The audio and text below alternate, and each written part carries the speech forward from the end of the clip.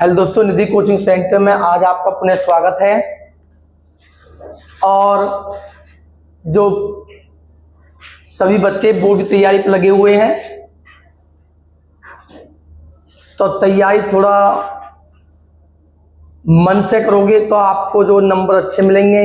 और ये मत सोचो कि भाई परीक्षा के टाइम अभी काफ़ी समय है, परीक्षा यूं ही आ जाएंगे और आपने जो पढ़ा हुआ है उसे अगर आप यूं ही रखते रहोगे, स्टोर करते रहोगे, तो आप जो है ना उसे कभी तैयार नहीं कर पाओगे। रोजाना आपको उसे रिवाइज करना है, तभी आप उसे तैयार कर सकते हो। ठीक है, तो आपका जो चैप्टर स्टार्ट हुआ है 12th क्लास फिजिक्स में 4th चैप्टर गतिमान आवेश तथा चुंबकत्व, इसके पहले लेक्चर में आपने बायो सेवर्ट का नियम और आपने जो चुंबकत्व है, विद्युत धारा का चुंबकीय प्रभाव, उसके विषय में पढ़ा था। ठीक है, आज जो है इसमें कुछ डेरिवेशन होंगी और इसकी डेरिवेशन इंपोर्टेंट है, सभी डेरिवेशन। तो आपने क्या देखा था बायो सेवर्ट के नियम में? बायो सेवर्ट की वीडियो आप देख सकते हो यूट्यूब पर जाकर, उसकी अपलोड हो चुकी है। तो आपका बायो सेवर्ट का नियम क्या है? बायो सेवर्ट के नियम में एक बार लिख के दिखा देता हूं मैं आपको। आपने पढ़ा था B इक्वल क्या था, बोलिए? म्यू नॉट अपॉन 4 पाई आई DL sine theta upon R square. ये आपका बायो सेवर्ट का नियम था कि कोई चालक तार है, उसके चारों ओर चुंबकीय क्षेत्र होता है, ये आपने पढ़ा था। तो उसके चारों ओर उसके चुंबकीय क्षेत्र के किसी बिंदु पर जो चुंबकीय क्षेत्र होता है B, वो ये होता है। I क्या है? उस चालक में, उस तार में बहने वाली धारा है। DL उस चालक खंड की लंबाई है। R उस चालक खंड से कितनी दूरी पर, किस बिंदु पर आपको चुंबकीय क्षेत्र निकालना है, वो दूरी है। थीटा कौन होता है? ठीक है, ये आपने पढ़ा था, आप पिछली वीडियो में जाकर देख सकते हो। आज इसमें जो हम टॉपिक पढ़ते हैं उसमें पहला टॉपिक है, आपने देखा है एप्सिलॉन नॉट, जिसे क्या कहते थे? निर्वात की वैद्युतशीलता, जिसे बोलते थे निर्वात की वैद्युतशीलता। तो ये होती थी निर्वात की वैद्युतशीलता, आपने पढ़ी थी फर्स्ट चैप्टर में। तो एप्सिलॉन नॉट व म्यू नॉट में संबंध, इन दोनों में क्या संबंध होता है ये हम पढ़ते हैं। इसे क्या कहते थे? निर्वात की वैद्युतशीलता। फर्स्ट चैप्टर में आपने पढ़ी है, देख सकते हो जाके आप यूट्यूब पर। और म्यू नॉट आपने कल लास्ट चैप्टर में आपने देखा था, लास्ट लेक्चर में, ये होती थी आपकी निर्वात की चुंबकशीलता। हमें इन दोनों में संबंध दिखाना है कि इन दोनों में क्या रिलेशन होता है, क्या संबंध होता है। तो आपने पढ़ा था फर्स्ट चैप्टर में, हम जानते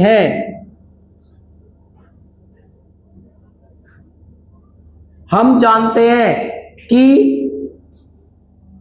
F या 1/4 पाई एप्सिलॉन नॉट की वैल्यू क्या होती थी?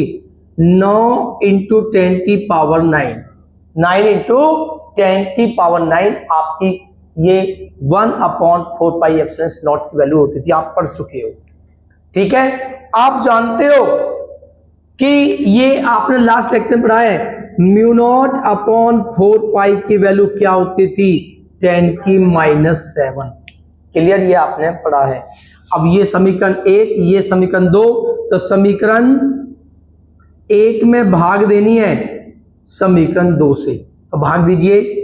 1/4 पाई एप्सिलॉन नॉट में म्यू नॉट अपॉन 4 पाई से आपको भाग देनी है, बराबर, बोलिए 9 × 10⁹ और भाग 10⁻⁷।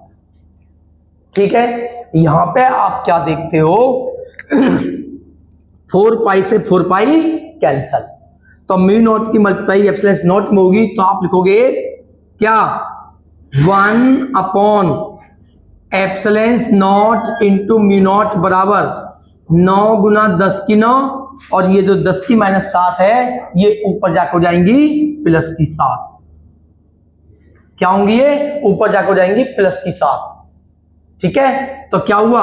1/4 म्यू नॉट एप्सिलॉन नॉट बराबर 9, और 9 और 7 कितने होते हैं? 16। 9 7 क्या होते हैं आपके? 16। और यहां पर आप देखोगे 1 बटे म्यू नॉट एप्सिलॉन नॉट बराबर, इसे हम 3 गुना 10 की 8 का वर्ग कर सकते हैं। इसे हम कर सकते हैं 3 गुना 10 की 8। तो यहां से 1 बटे म्यू नॉट एप्सिलॉन नॉट बराबर, आपने पढ़ा होगा कि प्रकाश की जो चाल होती है वेग सीसु प्रदर्शित करते हैं, बराबर होती है 3 गुना 10 की 8 मीटर प्रति सेकंड, या प्रकाश। काफी बार आपने पढ़ी है कि जो स्पीड ऑफ लाइट होती है, प्रकाश की चाल, वो 3 गुना 10 की 8 होती है, और इसे हम किससे प्रदर्शित करते हैं? सी से इसे हम प्रदर्शित करते हैं। तो यहां पर इसके स्थान पर आप क्या लिख सकते हो? सी स्क्वायर। और यहां से आप वर्ग हटाओगे तो इस पे क्या आएगा? रूट। तो बोलिए सी बराबर क्या होगा? रूट 1 बटे म्यू नॉट एप्सिलॉन नॉट। तो सी बराबर, बोलिए 1 का रूट तो क्या होता है? 1। तो अपॉन में क्या बचता है? Mu not epsilon not. तो ये है आपका म्यू नॉट और एप्सिलॉन नॉट में संबंध। तो इसे नोट्स कीजिए। नेक्स्ट टॉपिक है वृत्ताकार कुंडली के केंद्र पर चुंबकीय क्षेत्र। तो वृत्ताकार कुंडली क्या होती है? किसी के पास कोई कड़ा हो, कड़ा निकाल के दो मुझे।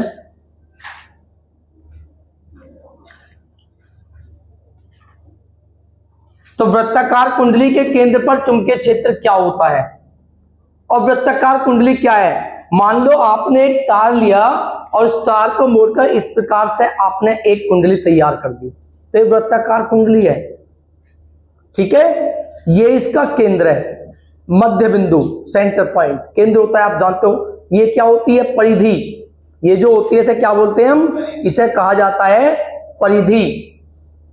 ठीक है, मान लेते हैं आपने एक वृत्ताकार कुंडली तैयार की, ये एक वृत्ताकार कुंडली है आपके पास। ठीक है, तो इस वृत्ताकार कुंडली को, जिसकी हमने त्रिज्या मान लेते हैं आर, चाहे उसे आप स्मॉल आर मानिए या कैपिटल आर मानिए, मान लेते इसकी त्रिज्या आर है और इसका केंद्र है ओ। ठीक है, तो माना एक वृत्ताकार कुंडली जिसकी त्रिज्या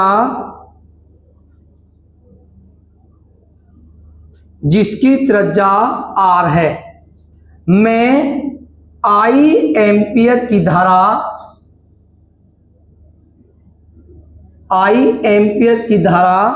प्रवाहित हो रही है।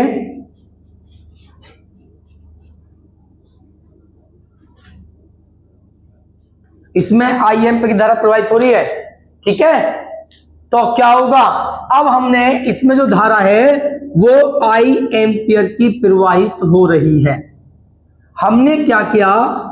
इस वृत्ताकार, जब धारा है तो जहां धारा होती है आवेश होता है, वहां पर चुंबकीय क्षेत्र भी होता है। मैंने आपको कल जो फर्स्ट लेक्चर था उसमें मैंने आपको समझाया था ढंग से, जहां पे आपकी धारा आवेश है वहां पर चुंबकीय क्षेत्र होना है।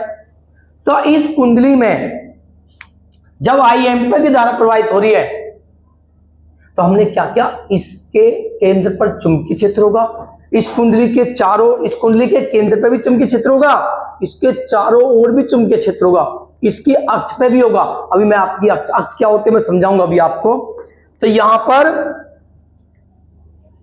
हमने मान लेते हैं ये इसका एक छोटा अल्पांश है, पूरी परिधि नहीं लेके हमने ये एक छोटा अल्पांश लेते हैं ए बी।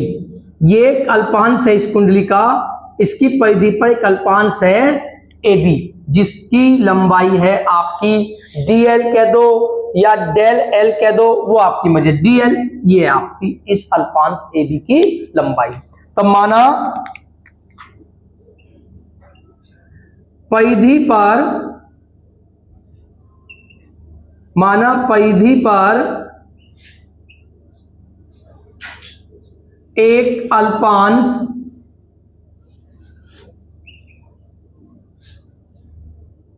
DL है, ये एक DL अल्पांश आपने लिया है। क्लियर? आप जानते हो ये परिधि है और ये त्रिज्या है। परिधि और त्रिज्या के बीच कितना कोण होता है? बोलिए 90 डिग्री होता है। परिधि त्रिज्या, त्रिज्या जो होती है परिधि पे क्या होती है? लंब होती है। ठीक है, ये आपने पढ़ा हुआ है। तो सबसे पहले हम इस अल्पांश के कारण, जिसमें धारा कितनी है? I एम्पियर, इस अल्पांश के कारण केंद्र पर निकालते हैं चुंबकीय क्षेत्र बायो-सेवर्ट के नियम से। तब अल्पांश DL के कारण, अल्पांश DL के कारण केंद्र पर चुंबकीय क्षेत्र निकालते हैं। जो अल्पांश है आपका DL, इस DL के कारण केंद्र पर चुंबकीय क्षेत्र क्या होगा? तो आप जानते हो बायो-सेवर्ट के नियम से। और बायो-सेवर्ट का नियम क्या था? आपने कल पढ़ा था ये बायो-सेवर्ट के नियम से। जिस पर ये नियम नहीं आएगा वो कुछ नहीं कर पाएगा इस चैप्टर में। तो कल आप अपनी वीडियो जाकर देख सकते हो फर्स्ट। तो यहां पर क्या होता है बोलिए? हम इस अल्पांश के कारण निकाल रहे हैं चुंबकीय क्षेत्र। ठीक है, इस अल्पांश के कारण। तो यहां पे आपको समझना है, जब आपने अल्पांश लिया है तो इसके कारण चुंबकीय क्षेत्र भी हम अल्पांश लेते हैं। DB क्या होता बोलिए? बायो-सेवर्ट का नियम म्यू नॉट अपॉन 4 पाई IDL sine theta upon R square. तो DB अल्पांश के कारण चुंबकीय क्षेत्र है आपका। ठीक है, अब ध्यान से देखो यहां पे। अब आप देखोगे कि जो DL है उसमें धारा I है। DL की आप केंद्र ऊपर चुंबकीय क्षेत्र निकाल रहे हो तो वो आपका R दूरी है। थीटा क्या है? थीटा है इस DL के और R के बीच का कोण। कितना है बोलिए? 90 अंश। तो आप जानते हो जो थीटा की वैल्यू है वो क्या है? यहां पर 90 अंश है। और साइन 90 का मान कितना होता है? 1। तो यहां पर आप देखोगे mu naught upon 4 pi into IDL upon R square. यहां पे आप 90 रखोगे, साइन 90 की वैल्यू क्या होती है? 1।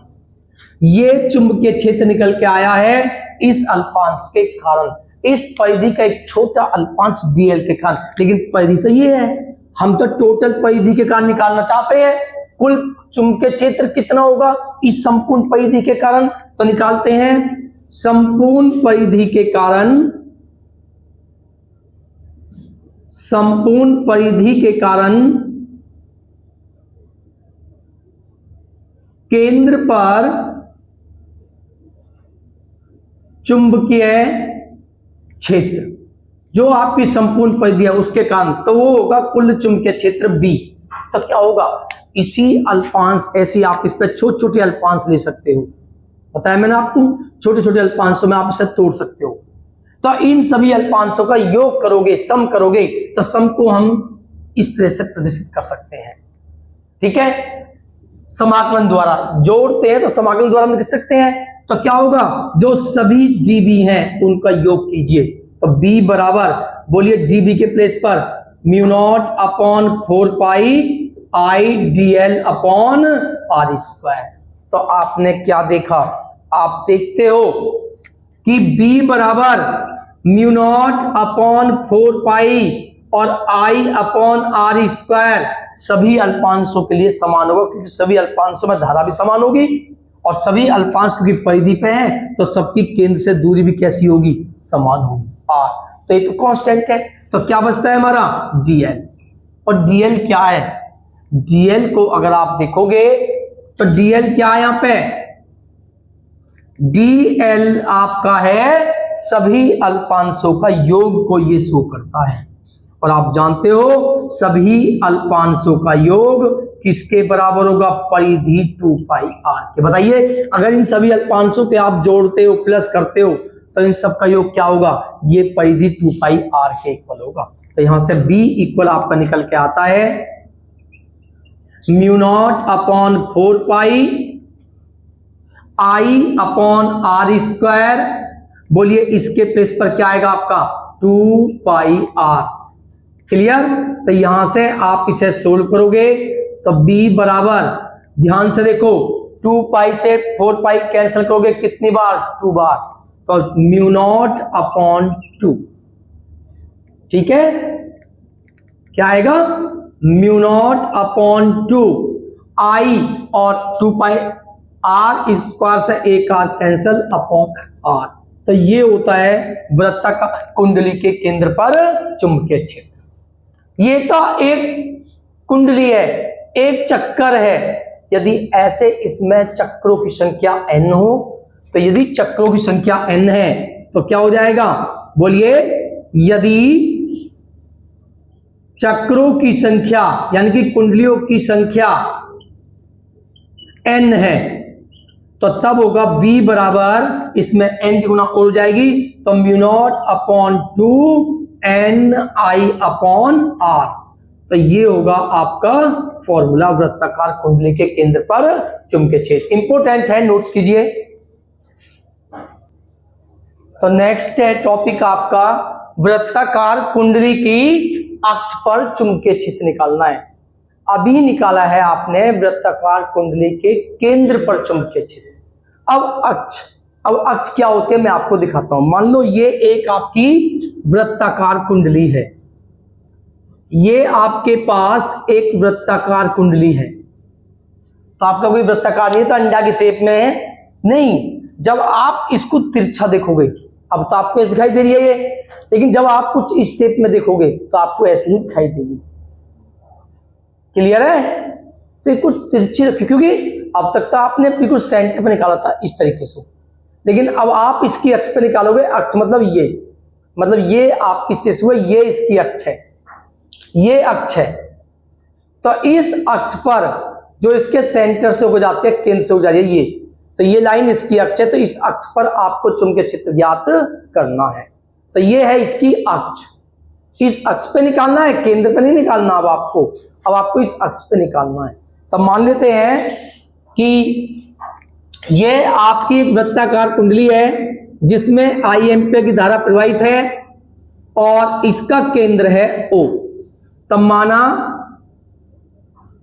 एक वृत्ताकार कुंडली में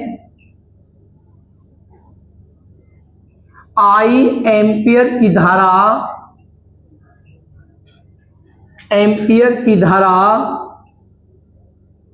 प्रवाहित है। इस कुंडली में धारा है आपकी कितनी, आई एम्पीयर की धारा प्रवाहित है। ठीक है, अब माना उसका केंद्र कितना है O, और इसके केंद्र से इसकी अक्ष पर एक बिंदु है आपका ये P, जिस पर आपको क्या निकालना है, चुंबकीय क्षेत्र। तो माना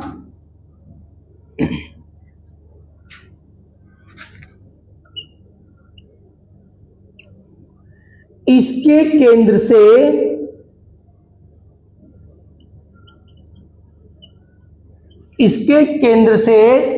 इस दूरी को हम ले लेते हैं x दूरी पर इसकी अक्ष पर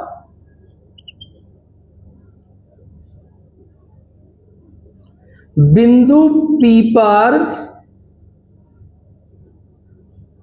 चुंबकीय क्षेत्र ज्ञात करना है। क्षेत्र ज्ञात करना है।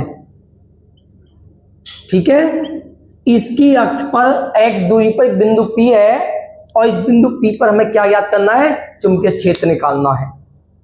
ठीक है, अब हम मान लेते हैं कि इसका ये एक इसकी त्रिज्या है, त्रिज्या मान लेते हैं इसकी ये त्रिज्या है R, कैपिटल R, ये इसकी त्रिज्या है।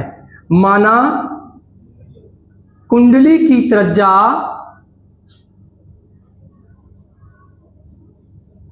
R है, कैपिटल R इस कुंडली की त्रिज्या है। अब इस कुंडली पर एक अल्पांश लेते हैं हम, छोटा अल्पांश है ये आपका। इस अल्पांश को हम मान लेते हैं ये अल्पांश है आपका AB और ये आपका DL है, ठीक है। और इसी के अपोजिट इसका ये व्यास है, इस पर ये एक अल्पांश है आपका, इसे हम मान लेते हैं इसे DL और ये आपका मान लेते हैं DL डैश, A डैश और B डैश, ये एक अल्पांश है आपका। दोनों एक दूसरे के अपोजिट है क्योंकि इसकी व्यास पर है। और मान लेते हैं इस अल्पांश से P की जो दूरी है वो आपकी स्मॉल r है, तो ये दूरी भी आपकी कितनी होगी, ये भी आपकी r ही होगी। बताओ क्यों? मैंने अभी बताया आपको कि ये आपकी वृत्ताकार कुंडली है और ये इसका क्या है, ये आपका इसकी अक्ष है, ये तो परिधि है इसकी, ये क्या इसकी परिधि है, तो हर परिधि की इस बिंदु से दूरी कैसी होगी, सेम,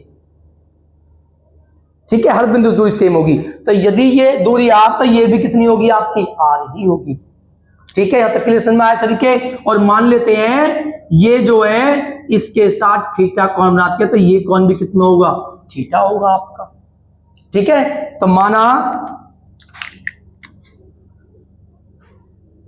परिधि पर एक अल्पांश DL लेते हैं तथा इसके विपरीत, है ना, इसके विपरीत एक अन्य अल्पांश क्या लेते हैं, DL डैश लेते हैं।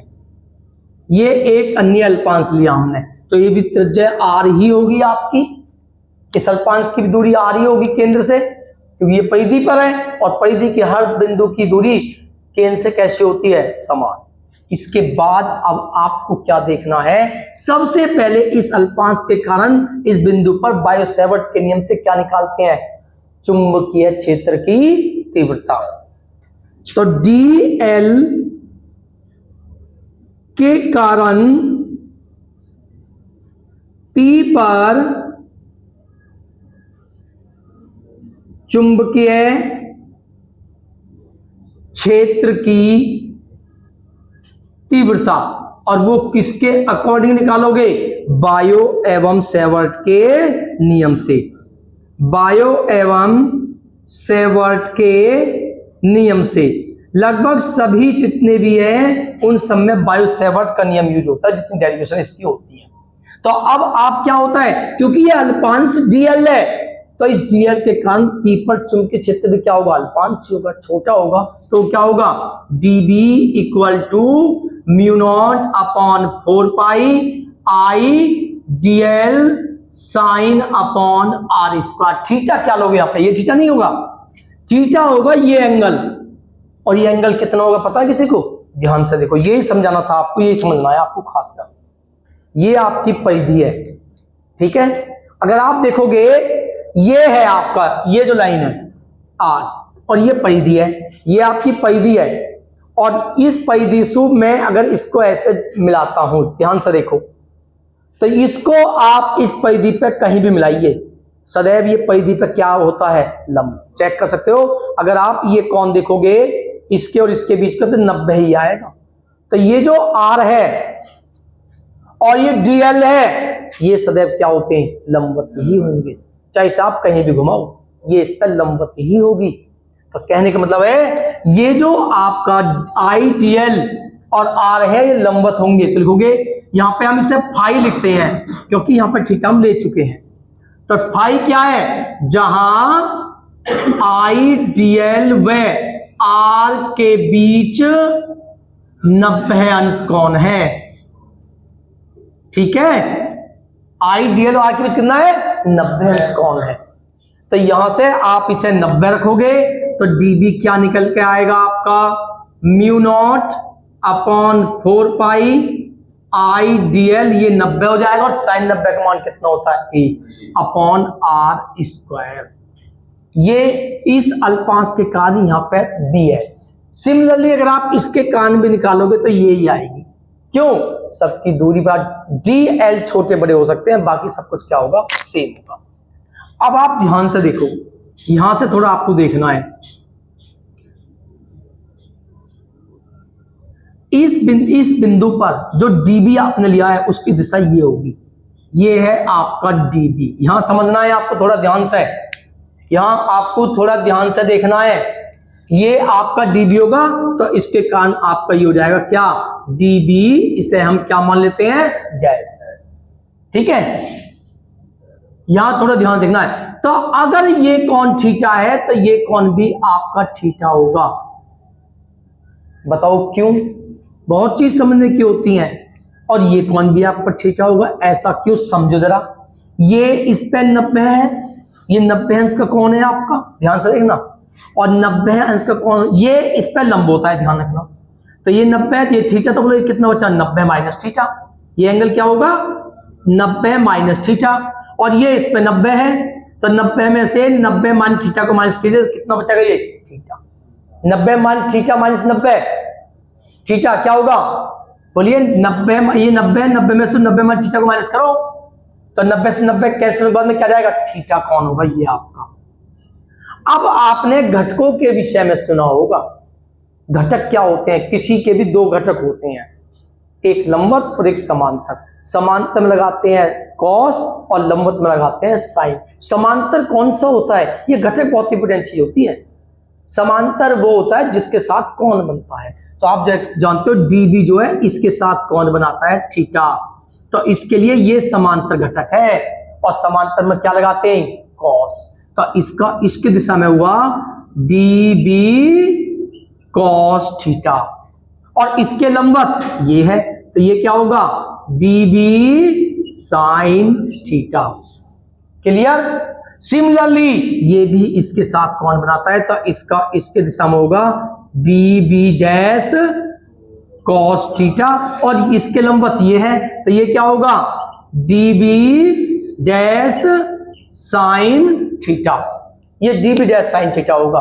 तो आप क्या देखते हो कि जो डीबी कॉस थीटा ये है और डीबी कॉस थीटा ये है, ये दोनों विपरीत दिशा में है, इसलिए दूसरे को क्या कर देंगे, ये कैंसल। लेकिन ये एक ही दिशा में है, यानी कि अगर आप ये एक और व्यास लोगे तो उस पर भी ये डीबी साइन थीटा इधर को ही होगा।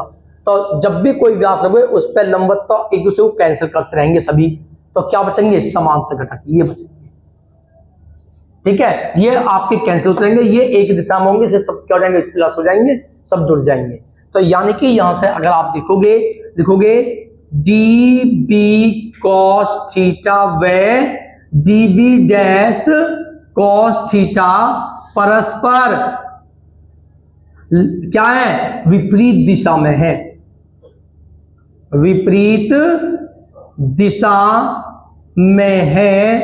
अतः ये क्या करेंगे, एक दूसरे को निरस्त कर देंगे, एक दूसरे को निरस्त कर देंगे। ये तो हो गए खत्म, निरस्त हो गए, कैंसिल हो गए। अब बचे ये, तो बोलिए पी पर परिणामी चुंबकीय क्षेत्र कितना होगा, पी पर परिणामी चुंबकीय क्षेत्र क्या होगा फिर आपका, आप जानते हो ये तो निरस्त हो चुके हैं। तो पी पर जो परिणामी चुंबकीय क्षेत्र होगा बी, वो इन सब के सम के इक्वल होगा। सम को आप समाकलन से शो कर सकते हो, योग का। और यहां पर आपको क्या लिखना है, डीबी साइन थीटा। ठीक है, डीबी साइन थीटा। तो बी इक्वल, बोलिए डीबी की वैल्यू पुट कीजिए, म्यू नॉट, समीकरण नंबर 1 से, mu naught 4 pi I D L upon are square into sine theta. आप जानते हो कि साइन थीटा क्या होता है, लंब बटे कर्ण। ये आपका है थीटा, इसके सामने बुझा ये लंब है, और ये क्या है, 90 होता है ये कर्ण, तो आर बटे स्मॉल आर। ठीक है, ये साइन थीटा की वैल्यू है, इसे पुट कीजिए। तो बी इक्वल क्या होगा, ये तो कांस्टेंट है, उन्हें बाहर लीजिए, म्यू नॉट, चलो एक बार पुट कीजिए, mu not upon 4 pi I D L upon are square और साइन थीटा के प्लेस पर आर अपॉन स्मॉल आर। तो B equal mu not upon 4 pi common है आपका, आई अपॉन आर की आर में होगी आर स्क्वायर की आर की पावर 3 और आर भी कांस्टेंट है, तो क्या बचेगा डीएल। और आपको मैंने बताया था इन सभी अल्पांशों का योग किसके बराबर होता है, पाई भी 2 पाई आर के बराबर होता है। तो यहां से B equal mu not upon 4 pi I R upon R की, और साइन थीटा भी था इसमें, हाँ। तो बोलिए डीएल किसके इक्वल है, 2 पाई आर, आर त्रिज्या है और त्रिज्या को हमने कैपिटल आर से शो किया है, ठीक है। ये हुआ 2 पाई आर। तो बी इक्वल म्यू नॉट, बोलिए 2 पाई से आप 4 पाई को कैंसिल करोगे कितने टाइम, 2, और क्या बचता है आई आर की आर में मल्टीप्लाई होगी आर स्क्वायर बटे आर की क्यूब। यहां तक क्लियर सभी के।